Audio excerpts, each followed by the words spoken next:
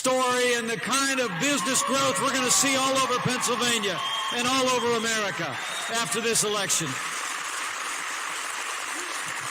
Karen and I are just so grateful to be with you today, so excited to be in Pennsylvania. I appreciate Rob's kind introduction, but it's the one I prefer is a little bit shorter. I'm a Christian, a conservative, and a Republican in that order, and I'm honored to be with you today. I truly am. You know, just a little bit more than a month ago, with my wife at my side, I had the opportunity to accept my party's nomination. This grandson of an Irish immigrant, the son of a small business owner in a small town in southern Indiana, was able to accept my party's nomination to run and serve as the next vice president of the United States of America. And I'm incredibly humbled by that, incredibly grateful. But I have to tell you, when I got that call at 11 o'clock at night at the governor's residence in Indianapolis, I'll tell you what, I said yes in a heartbeat. I said yes because you have nominated a man who never quits. He never backs down. He's a fighter. He's a winner.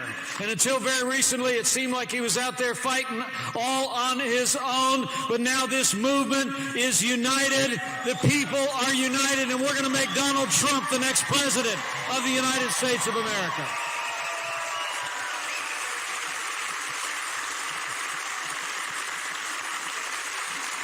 You know, friends and neighbors asked me back in Indiana, I said, what is it about Donald Trump? And I say, Donald Trump just, Donald Trump gets it, right?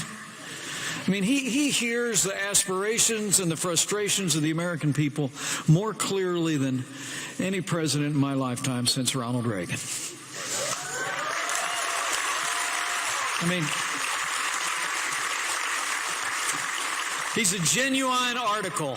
He's a distinctly American leader. He speaks his mind, he speaks his heart, and he drives all those tea-sipping liberals from Washington, D.C. to Paris right up a tree.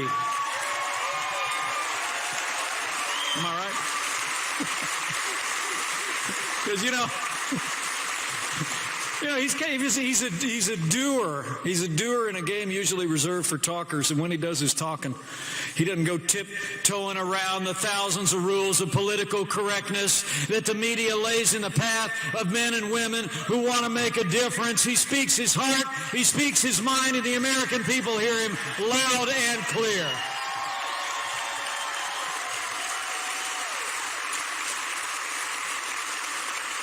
I got to tell you, the funny thing is that, the party in power just seems helpless to figure out our nominee. They really do. And I'm talking about the media, But I mean, if you think about it, the media and the Democratic establishment and the political class in Washington, D.C., they all seem to have the same problem. I mean, they all keep telling each other the usual methods are going to work, right? They think this time we got him. They find a word, they parse a phrase, they find a tweet, and they go all after him, and they say, this time we finally done him in. And then you turn on the television the next morning, and Donald Trump is still standing stronger than ever before and fighting for the American people. And that's just what he's going to do when he becomes president of the United States. It really is amazing what it's like out there on the campaign trail. I'm traveling all over the country. I just hung up the phone from him a little bit ago. He's down in Texas today, and I'm here in the great state of Pennsylvania with you. He's in Florida tomorrow. We're just all over the place, and I'll tell you what. But in this battle, it almost feels like it's 2-on-1, doesn't it? I mean, it's like the media is doing half of Hillary Clinton's work for her every day. But the amazing thing about that, it's 2-on-1, but they're still outnumbered because Donald Trump is winning hearts and minds all over America every day of the week.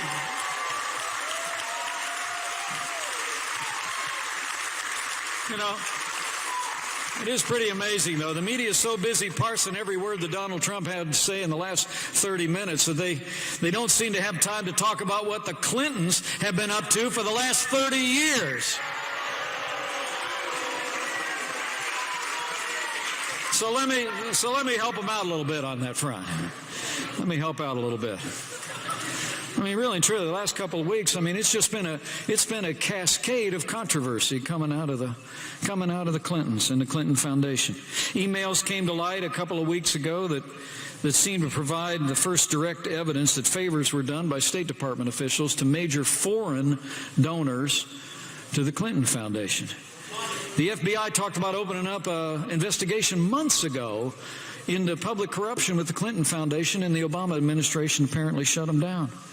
Just yesterday, we learned that the FBI has found 15,000 more emails that Hillary Clinton didn't bother to turn over. And there's 725 pages of new documents that just came out that the Secretary of State, actually, her team gave expedited access to and direct access to top Clinton donors. And believe it or not, this just in, the Associated Press is reporting today that 85 of the 154 meetings and calls of individual meetings that the Secretary of State gave while she was in office were to individuals that contributed up to $156 million to the Clinton Foundation. Now, let me tell you something.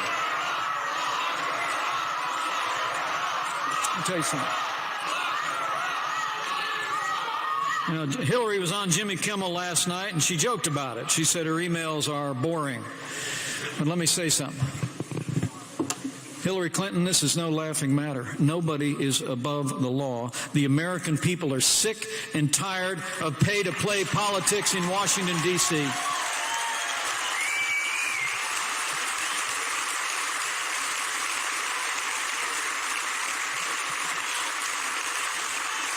I mean, the time has come. Hillary Clinton should shut down the Clinton Foundation right now, and the Obama administration should appoint a special prosecutor to get to the bottom of what happened at the Clinton Foundation.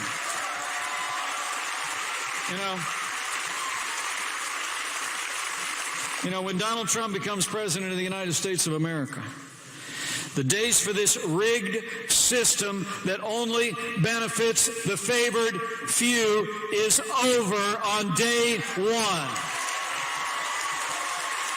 When Donald Trump becomes president of the United States of America, his only special interest will be the people of the United States of America.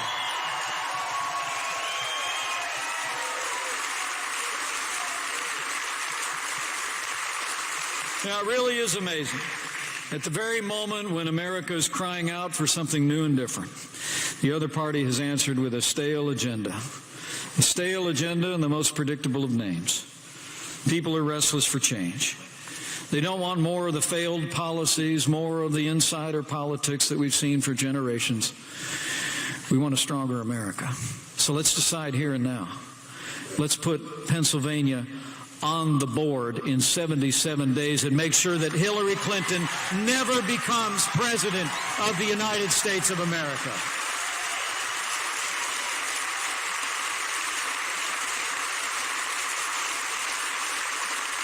I mean, for all the cascading controversies out of this administration, the worst of it is the policies. You know, if you listen to her speech at their national convention, if you listen to some of her other speeches, I got to tell you, I listened to that speech at the convention. I had as hard a time staying awake as her husband did.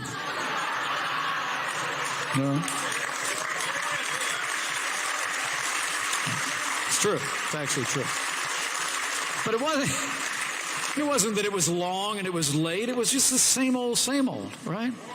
I mean, literally, Hillary Clinton has got a proposal for more taxes, more regulation, more Obamacare, more of the war on coal that's stifling jobs and opportunities and low-cost energy in America, more of the same failed policies that have resulted in the weakest economic recovery since the Great Depression.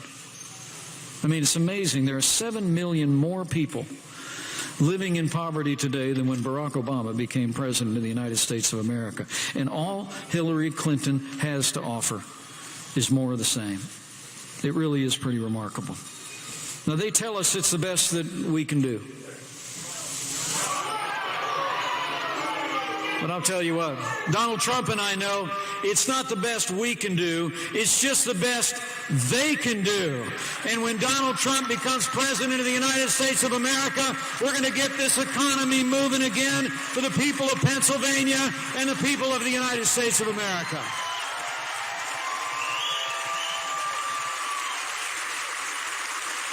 Donald Trump's got a plan. He's got a plan, and it's not the same old tired retread of not just the last 7.5 years, but the borrowing and the spending and the bailouts that have overtaken Washington, D.C. in the recent past. He'll reignite our economy. When we arrive in Washington, D.C., we're going to drive for tax reform, regulatory reform, trade reform, and energy reform. Take a look at that speech he gave a week ago Monday in Detroit. Well, it was 2 weeks ago this last Monday. Take a look at it, and you'll read that compelling vision for putting American jobs and the American worker first. When Donald Trump and I take office, we're going to work with members of Congress from here in Pennsylvania, like your great Senator Pat Toomey, who has got to go back to Washington, D.C. And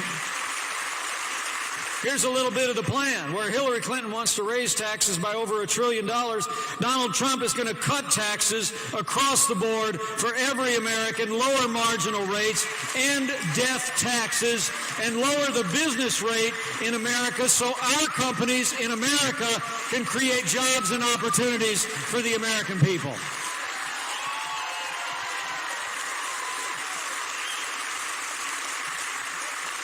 On day one of the Trump administration, he's going to do what we did back in the Hoosier State. And that is he's going to sign a moratorium on any new federal regulations, and he's going to rescind all the Obama executive orders that are crushing jobs in Pennsylvania and all over America.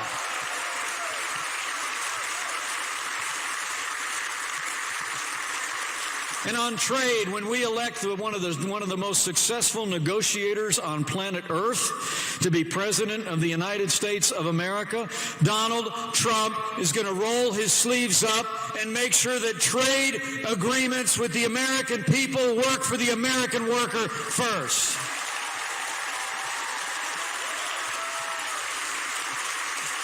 And last but not least, in a land so blessed by our natural resources, Donald Trump will end the war on coal and unleash the boundless potential of American energy. Now, Hillary Clinton, we had some economists out there talking about what that'll mean. You know, the last time we had a president who cut taxes across the board, rolled back regulation, put the American people first, we saw the longest period of peacetime expansion in American history back in the 1980s. Now, when the economists said that was going to happen again here, Hillary Clinton actually said that the projections about Donald Trump's economic plan were, quote, wildly unrealistic. Well, the only thing that's wildly unrealistic is electing the same people with the same failed ideas and expecting a different result.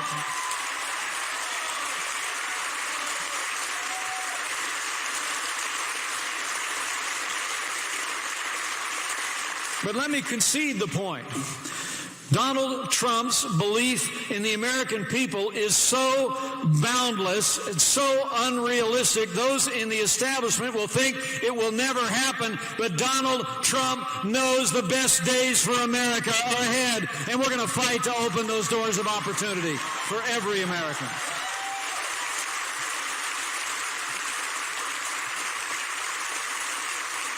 You know, but it's not just the controversy and the bad ideas about the economy.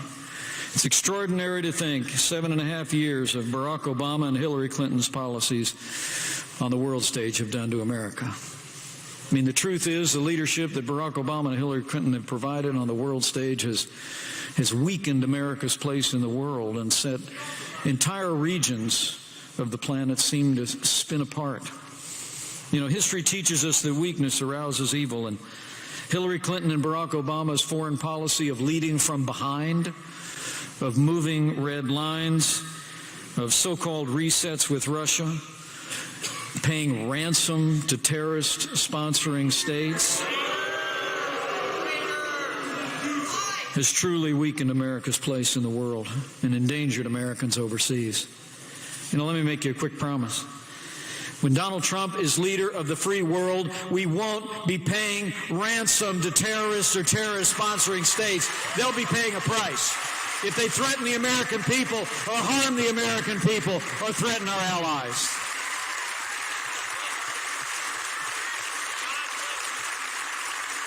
I have to tell you, I served in Congress for 12 years. During 10 of those years, 10 years in a row, I was on the Foreign Affairs Committee. I traveled each and every year downrange to visit our soldiers in Operation Iraqi Freedom and Operation Enduring Freedom.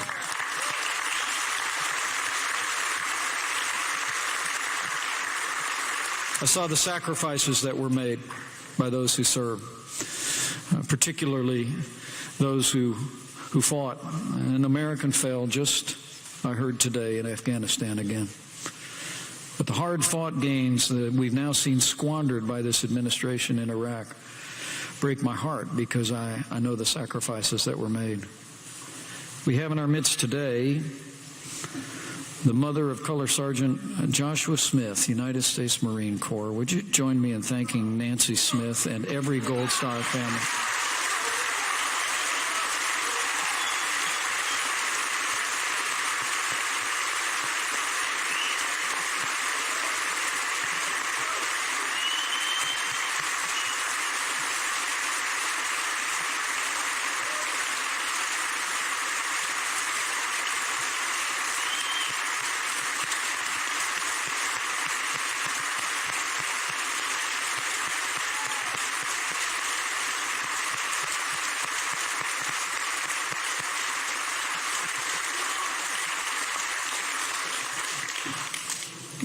It was Hillary Clinton and Barack Obama who helped undo all the gains that sons like hers won in Iraq and in Afghanistan, particularly in Iraq. It's extraordinary to think this administration, when Barack Obama took office, I can tell you, because of the American soldier, because of the sacrifices they and their family made, Iraq was essentially stable.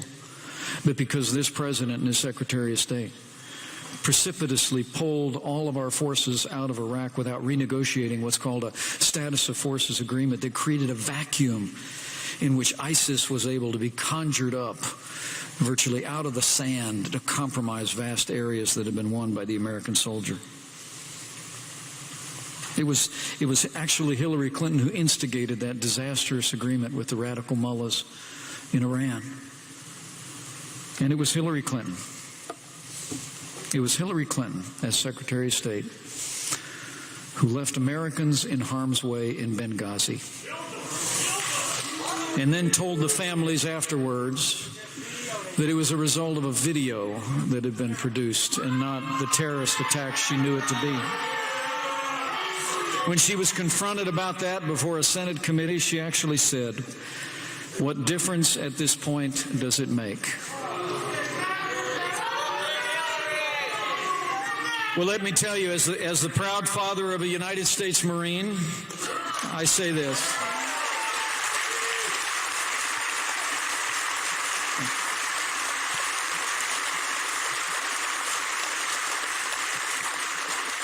Anybody who said that after 4 Americans fell, anybody who said that, anybody who did that should be disqualified from ever serving as Commander-in-Chief of the Armed Forces of the United States of America. Okay?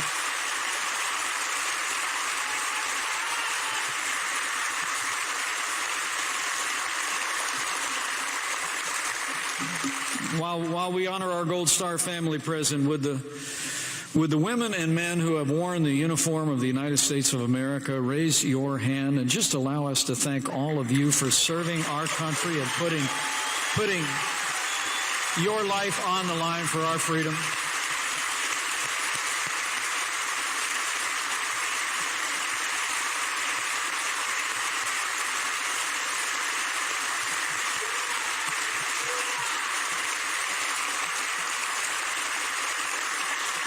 Thank you for your service. Thank you for your service. You know, we just can't have 4 more years apologizing to our enemies and abandoning our friends. America needs to be strong for the world to be safe. And I want to promise you, Donald Trump will lead on the world stage with American strength.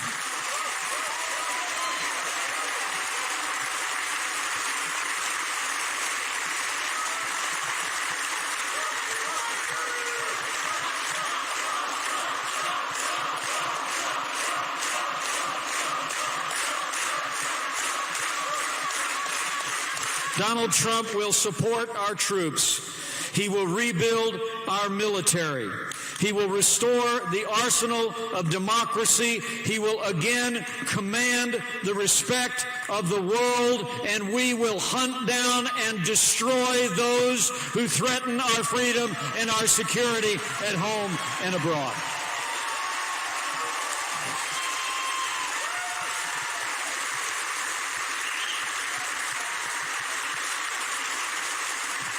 You know, when people ask me what I'm hearing out there as I travel around the country campaigning with and for Donald Trump, I sum it all up in a certain way. I just think this is a year when the American people, we're just tired of being told, right? I mean, we're tired of being told this is as good as it gets, right?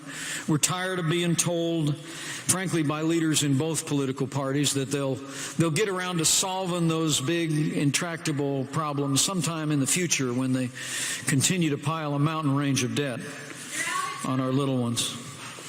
And frankly, I think we're tired of being told, as Ronald Reagan used to say, that a little intellectual elite in a far distant capital could plan our lives better for us than we can plan them ourselves. I'm tired of being told.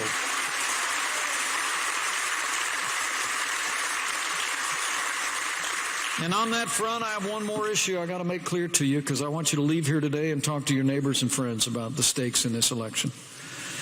Because in that category, you need to remember, we're going to be electing a president to serve a 4-year term, but that president will likely set the course of the Supreme Court of the United States for the next 40 years.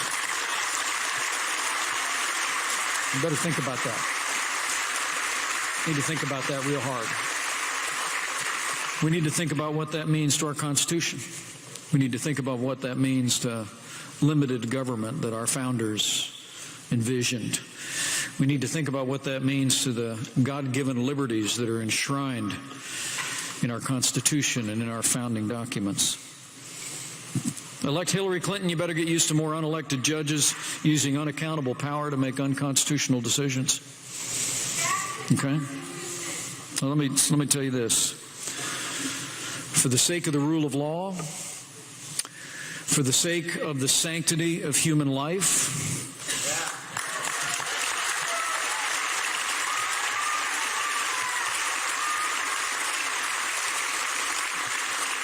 for the sake of the right of law-abiding citizens to keep and bear arms under the Second Amendment of the Constitution of the United States of America.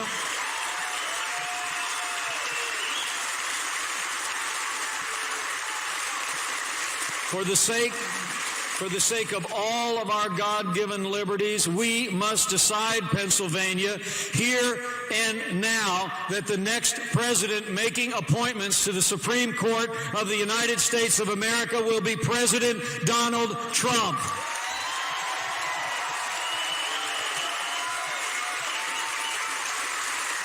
So important. So important. You know, as we come to this time, and I think of the challenge that we face in the next 77 days, I have to tell you, this is a very challenging time in the life of our nation. It seems to me like there's so many things that divide us, so few great purposes that unite us the way that they once did in this country. It seems like the politics of this time is always about division. It's almost as though America has been reduced to a cable TV talk show where every time there's a conversation, it's about what we differ on as opposed to what unites us.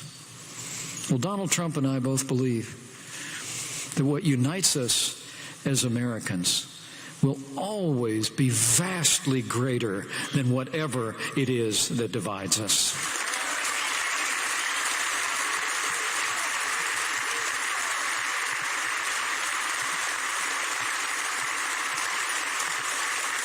I mean, here in Pennsylvania, with the extraordinary history of this state, the great conservative traditions of this state, you know whereof I speak. You know, my grandfather came over on a boat from Ireland when he was 24 years old. He went through Ellis Island and actually caught a train to Chicago, Illinois, where he drove a bus for 40 years. He was the proudest man I ever knew, and I was actually named after him. He watched his daughter, my mother, marry a fast-talking salesman who talked her into moving down to the cornfields of southern Indiana, where they ran a little gas station business where I grew up. I mean, in a very real sense, I was raised sitting on the footstool of the American dream. I mean, that Irishman after whom I was named and my father now long gone, both imbued into me and my 3 brothers and 2 sisters a simple principle that we as Americans have been given so much, that those who had gone before had fought to give us this extraordinary, shining city on a hill that Winthrop first spoke about, and that to whom much is given, much will be required.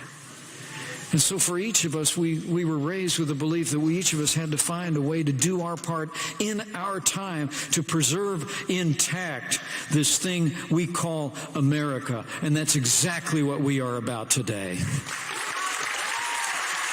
It's about preserving freedom.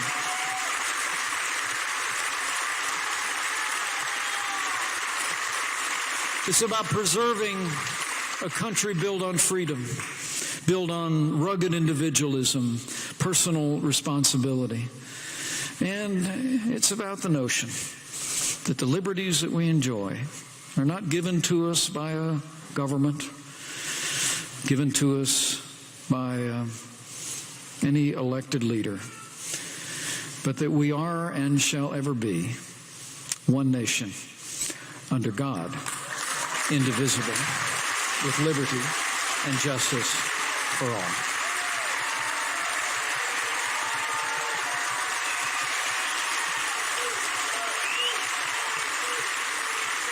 So I challenge you. I challenge you to have faith. You know, I know what it's like to turn on the TV in the morning. You know, I tell people sometimes I got to turn on the TV with a stick these days. You never know what's going to be there, right? Just tune it out. Go find a neighbor and a friend and talk to them about what this election's all about. I got to tell you, Pennsylvania always looms large in the national destiny. It always has and it always will, but it's especially true this year. As Pennsylvania goes, so may well go the nation. And I don't think this is a choice between America growing this much or growing this much. I think it's a choice between whether we stay on the path of the failed policies that have weakened America's place in the world, stifled Americans' economy, and left us with government that just isn't as good as our people, or whether we're going to stop and turn around and march back up the hill to a more prosperous future built on freedom and American ideals. That's the choice. So have faith. The choice could be not be more clear. It's change versus the status quo. Americans can elect someone who literally personifies the failed establishment in Washington, D.C., or with your help, we can elect a broad-shouldered leader who will fight every day to make America great again. Now, ladies and gentlemen of Pennsylvania, I think we've come to another rendezvous with destiny.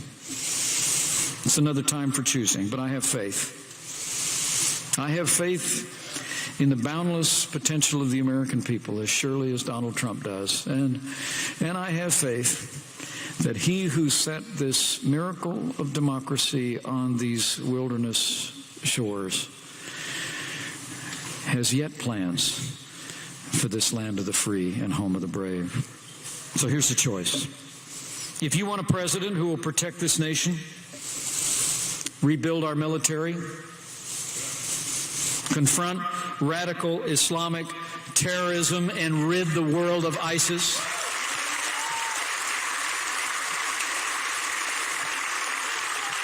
if you want a president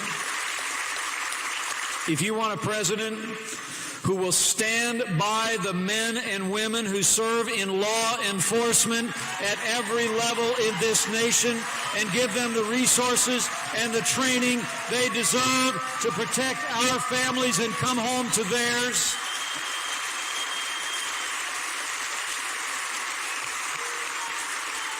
If you want a president who will cut taxes for working families, small businesses, and family farms, grow our economy, squeeze every nickel out of that bloated federal bureaucracy, and repeal Obamacare, lock, stock, and barrel.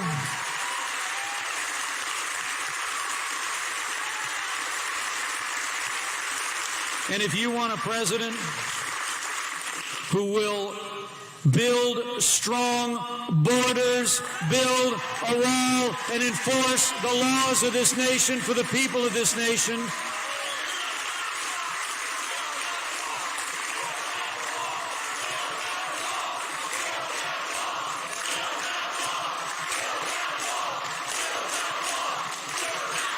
and lastly, and this one I'll tell you for sure, if you want a president who will upend the status quo in Washington, D.C., and uphold the Constitution of the United States of America, then I'm just telling you, Pennsylvania, go back and tell your neighbors and friends, stop them at work, stop them at worship, stop them outside the drugstore, lean over the backyard fence, and just tell them, if you want all that, you have but one choice. And I'm here to tell you that man is ready. This team is ready. This movement is ready. Let's make sure that Pennsylvania is ready to elect Donald Trump as the next president of the United States of America. And when we do it, we will make America great again.